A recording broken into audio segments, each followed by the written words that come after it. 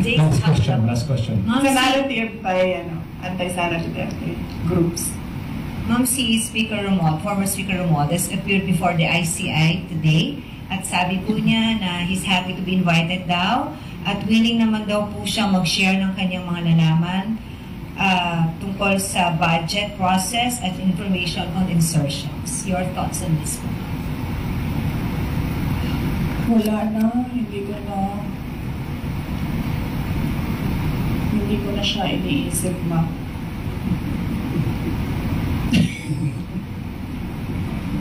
Wala akong comment, ma'am, sa kanyang pag-attend sa ICI.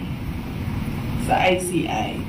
Relevant pa rin ba yun? Or do you believe with integrity of the ICI?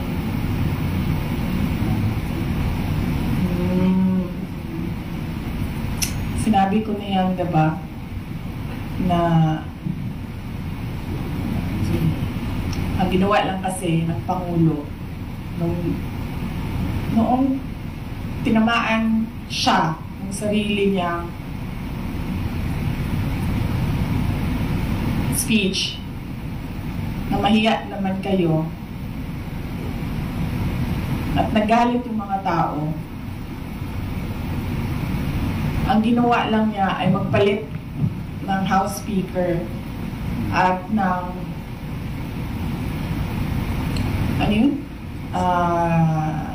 President ng Senate at gumawa ng ICI. Pero hanggang ngayon, wala pa rin nananagot.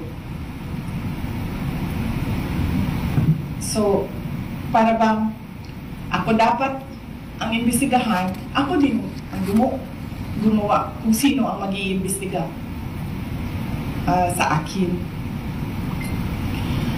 So, on the question of integrity, definitely,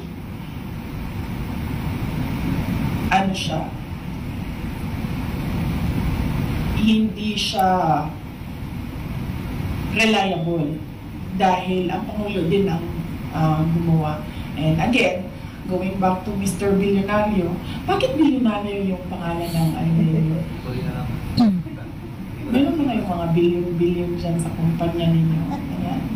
Sabi ni Mr. Billionario, ano yung sabi mo, sir? Controlling the narrative. Yes, controlling the narrative. So, thank you. That wrap up sa question. Pinagbiyahe mo ako ng ganito kalayo. Mr. Kainin, up mo lang ako ng... Okay, ma'am. Next question. Ito si Mr. Kainin na. Ma'am, thank you for accommodating for more of our questions. In relation dun nga sa corruption issue, marami po mga negosyante ang nag-express ng kanilang concern because maaring nakakaapekto nga raw ito sa image ng Pilipinas at yung trust confidence ng investors. Ano po yung masasabi niyo dito? Dahil eventually, of course, it will affect the economy. Yes, ma'am. Totoo yan. Even before this corruption scandal, one of the, we can say siguro, top 3 reasons why investors do not put their money in the Philippines is because of corruption. At that time, di ba, ang reklamo lagi ng mga investors, mahirap kumuha ng mga dokumento, permits, o kung ano man yung mga kailangan pa nila para mag-invest dito sa Pilipinas. Dahil ang dami daw humihingi. Bawat opisina, up to the barangay level, from top to bottom, merong humihingi. Yan din ang isa sa mga rason kung bakit tayo naunahan, diba, nung ibang mga kapitbahay natin dito sa Southeast Asia. At yan din yung rason, isa sa mga rason ng mga investors kung bakit sila pumupunta na lang doon sa Thailand or pumupunta sa Vietnam. At meron na ngayon, marami pumupunta sa Bangladesh because nakakaapekto yung corruption sa competitiveness ng isang bansa. Yung corruption complaint ng foreign investors and even domestic investors, hindi yan ngayon lang.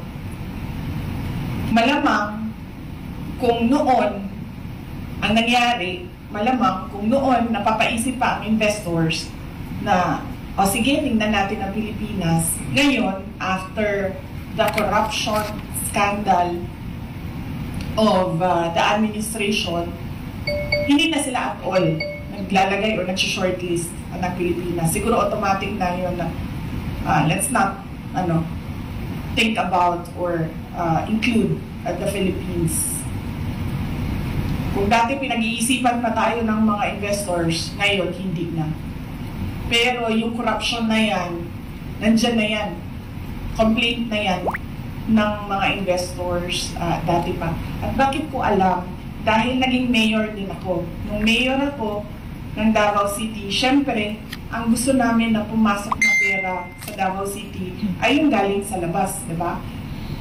Whether it be from Visayas or other parts of Mindanao or from Luzon or from other parts of the globe, gusto namin pumasok siya sa Davao City. At pag napapansin namin, pag kinakausap namin yung investors, meron kami sa Davao City ng Davao City Investments and Promotion Center, DCIPC namin. At pag napapansin namin na hindi pumupunta, tumitingin, tapos hindi na bumabalik, or nag-a-attempt mag-open pero hindi natutuloy, pag tinatanong namin, yung merong researchers yung office na yon, nag-i-interview sila, isa doon sa mga sinasagot, corruption. Kasama doon ang cost ng investment. Tubig, kuryente. Sunod dyan ay connectivity. Sabi nila, masyadong mabagal ang IT infrastructure ng Pilipinas. At nandoon na, dati pa, yung corruption. Kaya sinasabi ko, noon, kinoconsider tayo, ngayon, hindi na talaga. Dahil sa ginagawa ng administrasyon. So, Ma'am, amidst the situation that we have now, like yung mga issue ng corruption, rallies here, there, yung kanya-kanya ng air ng grievances or disappointment ng mga Filipino, as Vice President, ma'am, what else could be done? I mean, there's ICI, and ang dami na nagrarally. Ano pa bang, pwede pang gawin, ma'am?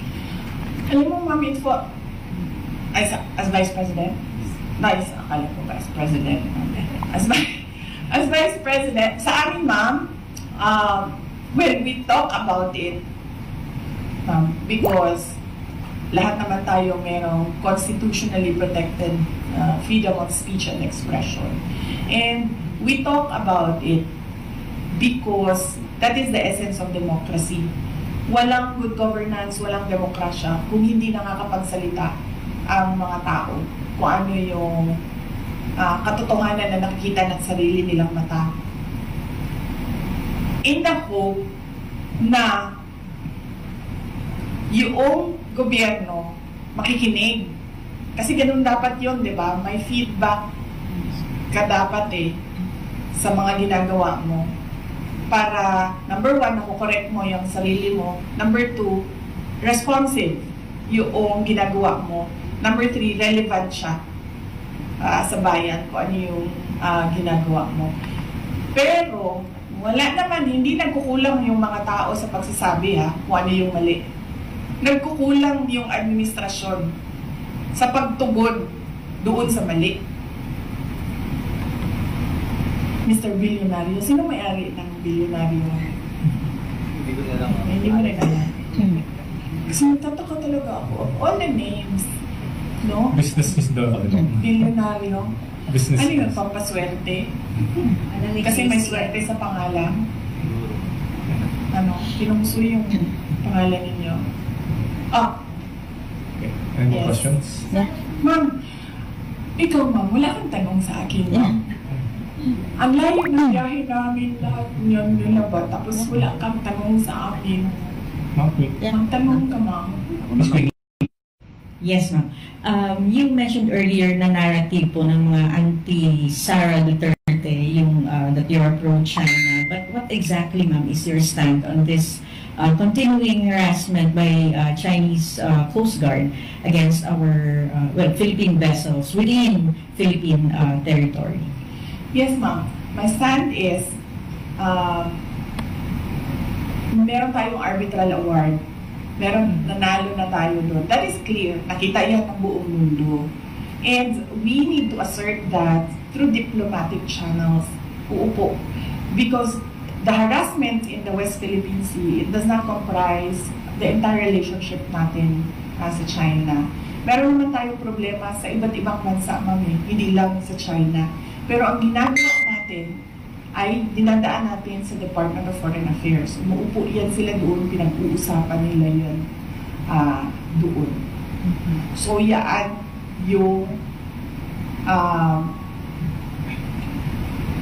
karapat-dapat na gawin ng isang gobyerno kapag meron silang problema sa ibang bansa. Hindi lang sa China. It has to go through the diplomatic channels. Pinag-uusapan yan. Hindi yan pinaglalabanan doon sa dagat. Do you think, ma'am, your father during his term as president was able to do this, talagang panindigan yung arbitral ruling na meron ng Pilipinas against China? Hindi ko alam, ma'am, kung ano ang records ng Department of Foreign Affairs at the time of the term of President Rodrigo Duterte from 2016 to 2022. There should be some sort of records there kung ano na ang nagawa ng DFA para umupo about Hi guys! Andrea Brillantes here! May slot up ako na super legit at sobrang dali lang ng DFA para umupo about kung ano ang ginawa ni dating Pangulong Rodrigo Duterte is asking kung ano ang ginawa ng present administration about that arbitral award. And pushing for that decision. There's a following question here from one of the members of the OVP media. Kay Red Mendoza ng Times. Ma'am, yung comment daw po sa pagbangsa na pakawala niyo daw si Congressman Kiko Barsaga of Cavite, especially with his antics last weekend. Hindi ko... Okay, number one, kilala ko si Congressman Kiko Barzaga because of the campaign in Cavite in 2022 dahil uniteam siya. Ang pagkakaalam ko, ang mga magulang niya hindi sila for the uniteam. Ang maalala ko, yung mga magulang niya, Sara Ugli. Pero si Congressman Kiko Barsaga was for the uniteam. Hindi ko alam kung nagkausap man kami from that time na nakita kami sa kampanya hanggang ngayon, kung meron man. Pero ang huling maalala ko na nagkausap kami is doon sa rally ng Unity sa kanila, sa Dasmariñas, Cavite. Hindi ko pakawala si Kiko Barsaga.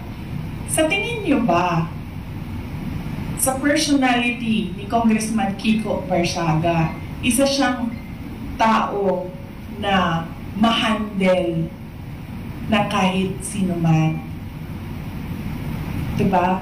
Nakikita niyo naman yung kanyang independence sa pag-iisip eh. Nakikita niyo din yung kanyang lakas ng loob. Nakikita niyo din yung prinsipyo niya. Ang example ko na lang dito ay, unang-una, yung mga magulang niya, hindi unity yun ha. Si Kiko Barsaga unity. Hindi yan nakikinig sa mga magulang niya, ibig sabihin. Diba? So bakit yan makikinig kay Sara Duterte?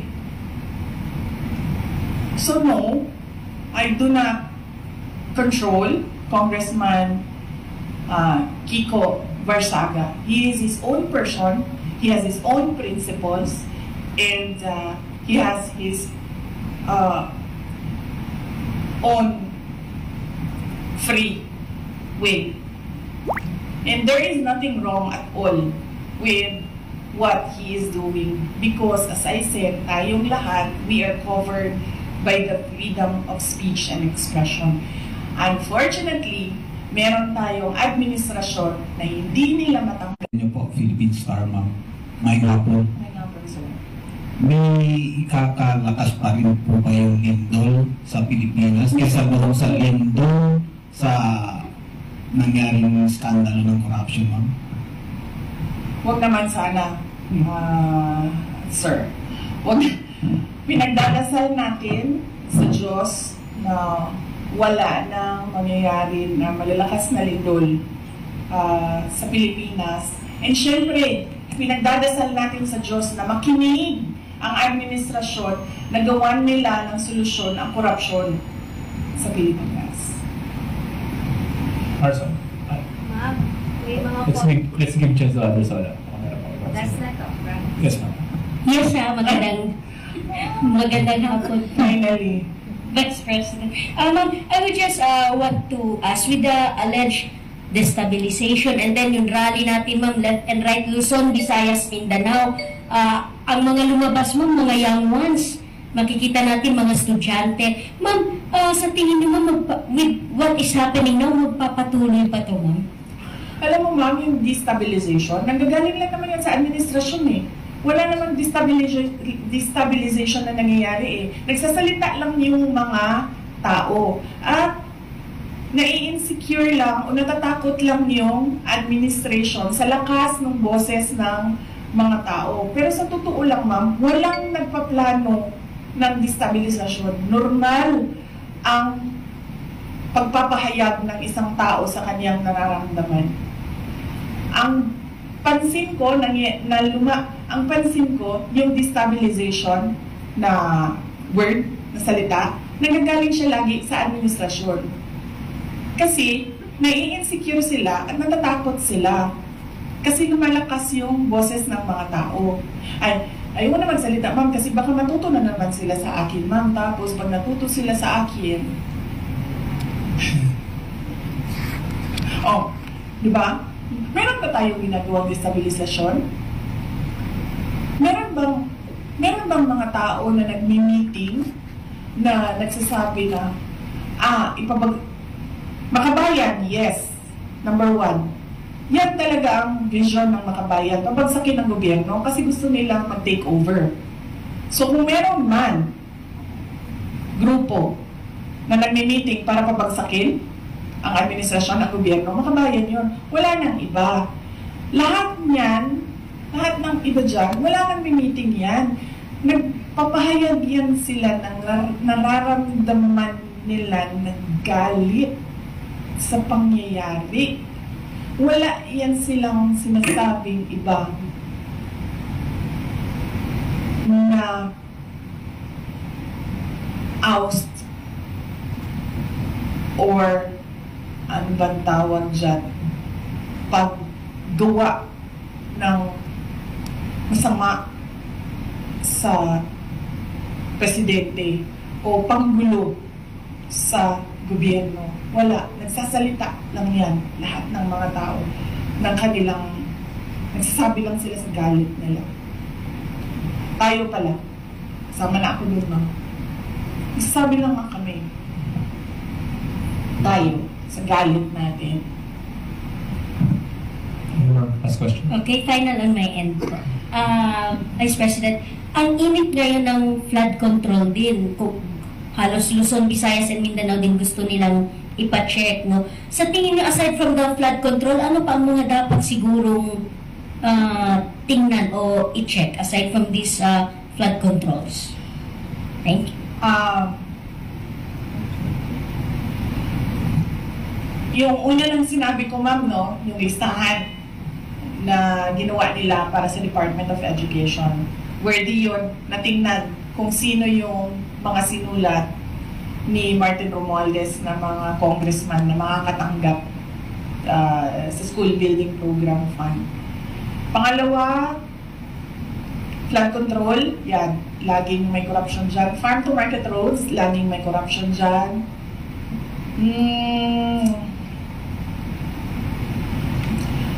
Yung pagsira ng highway, ma'am, bagong highway sirain, tapos sementohin natin ulit. Reblocking. Anong tawag dun sa ganun? Road reblocking. Reblocking. Road repairs? Reblocking. Road reblocking. No? Ang tawag dyan? Oh, yan, ma'am. Nakikita ko yan lagi, ma'am. Sa highways, kahit sa Mindanao, non-stop. Every year. Ayos, sirain, ayusin, sirain. Yan. Last question. Sorry. Ma'am, kasama sa pagpapahayag ng kanilang galit na ilang grupo ng panawagan ay Marcos resign. Do you share the same sentiment? No, ma'am. I never said Marcos resign. Ang sinabi ko, ma'am, unang-una, magpa-drug test siya. May challenge na siya galing kay Attorney Vic Rodriguez. And that is a hanging open challenge na hanggang ngayon ayaw niyang gawin.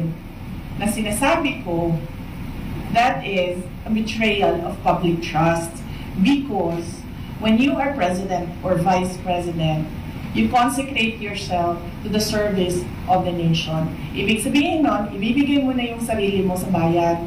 Ibig sabihin nun, yung katawan mo, hindi na yan sa iyo sa bayan na yan. Yung pag-iisip mo, hindi na yan sa iyo sa bayan na yan. Therefore, pag sinabi ng bayan na magpa-drug test ka, hindi ka pwedeng magsabi ng hindi. And therefore, that is betrayal of public trust. Pangalawa, yung pagpirma niya ng kaduda-duda na budget. That is a culpable violation of the Constitution.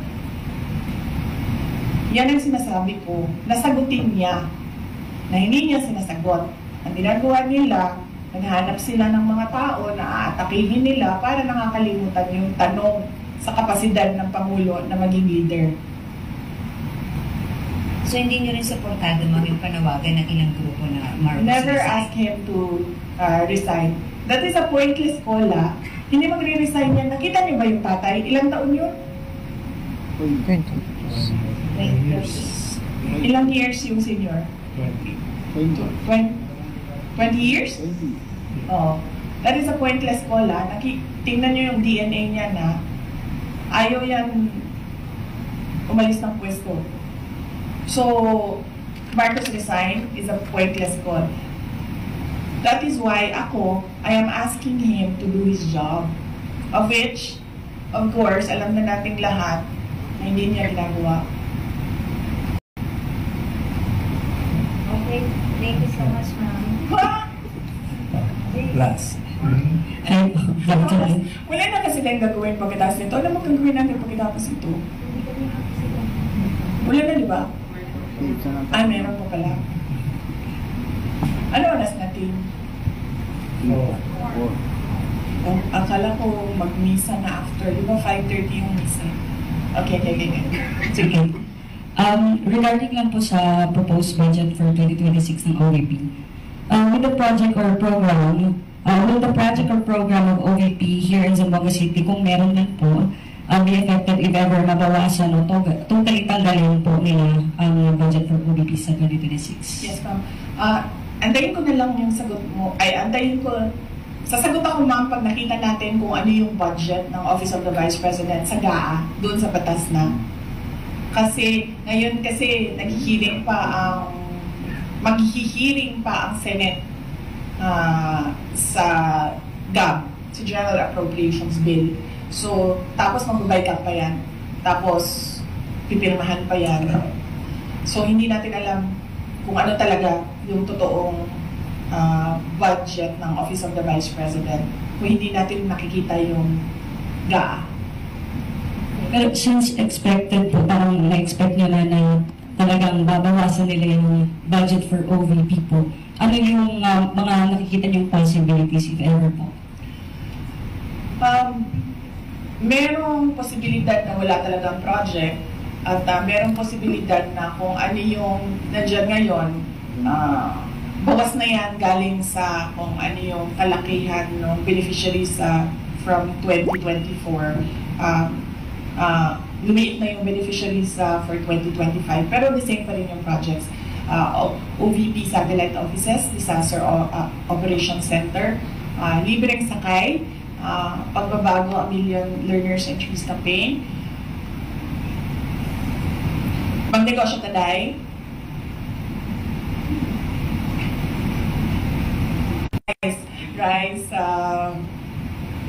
rice, yes. Anong makontribute mo sa project natin? Sa listahan ng project, JC?